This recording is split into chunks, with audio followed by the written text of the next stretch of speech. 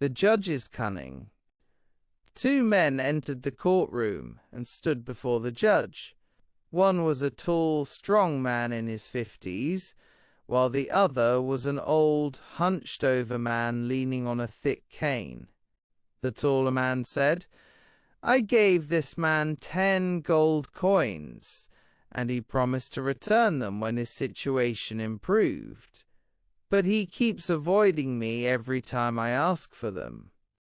The judge asked the old man, "What do you say to this?" The old man replied, "I admit that I received the 10 gold coins, but I have already returned them to him, sir."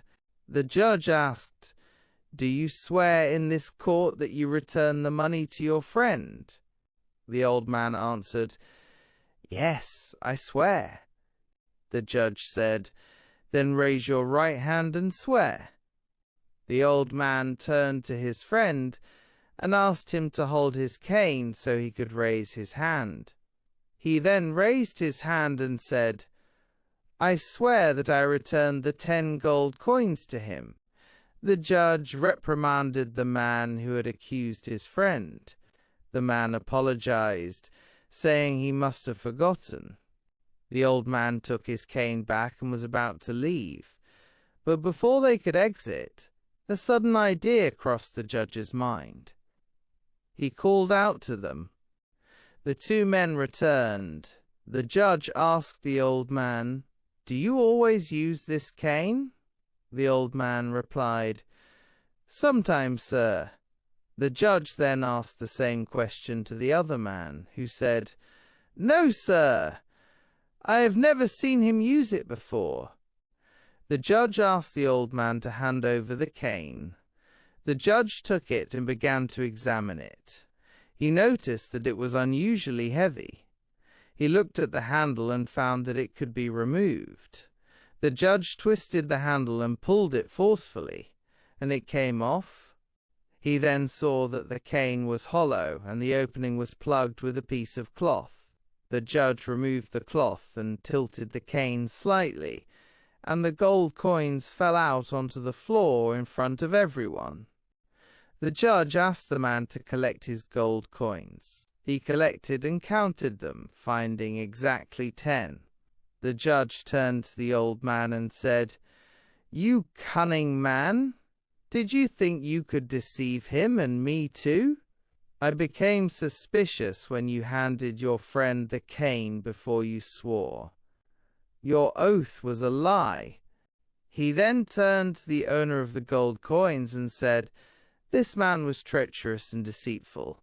He gave you the cane with your gold inside without you knowing, and then he swore that he had returned it to you.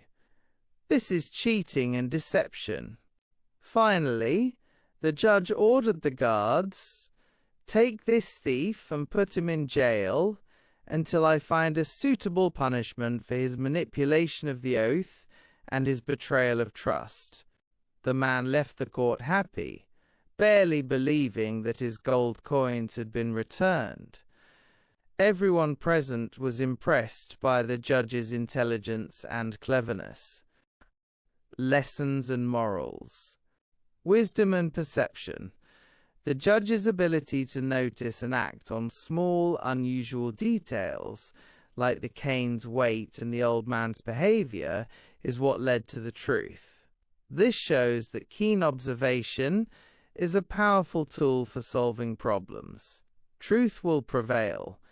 The story demonstrates that no matter how clever a lie is, the truth will eventually be exposed.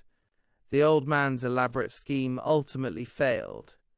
Deception can be hidden. The old man's frail appearance was a facade that masked his cunning and dishonest nature.